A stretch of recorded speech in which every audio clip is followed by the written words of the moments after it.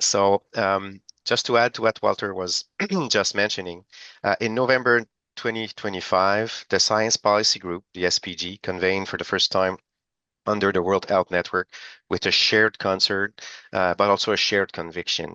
I just want to wrap this up. So the concern was clear across countries, culture, discipline, science. Science is facing growing pressure, as Walter was just giving many examples of that.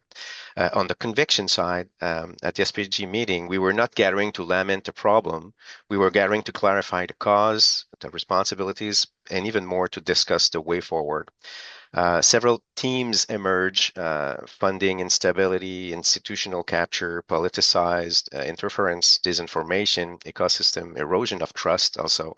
But what has become clear in the discussion and even over the last few years, as we've all have seen, is that there are not isolated incidents. They are not random disruption. They are forming a systemic pattern. In fact, we heard that misinformation is not simply the product of ignorance. It's often organized, amplified, strategically embedded in political and media machinery.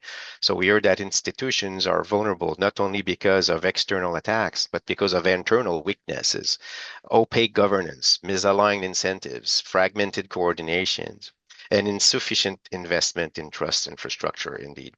We heard that science has sometimes been done to people rather than with people, and that when science loses the public, it loses its foundation. And perhaps more importantly, we heard that resilience is not a slogan, it's a design challenge. Resilient institutions are transparent enough to earn trust, collaborative enough to adapt, autonomous enough to maintain integrity, and coordinated enough to act. So today is about building on this. So the workshop Walter was referring to is for moving towards architecture. First, we'll revisit the threat landscape, where pressure is coming from and how institutional vulnerabilities interact. But then we'll shift towards resilience design, governance reform, funding integrity, communication backbone, etc. So we'll have and it will not end with discussion, will end with alignment, because the purpose of this workshop is not performance, it's implementation.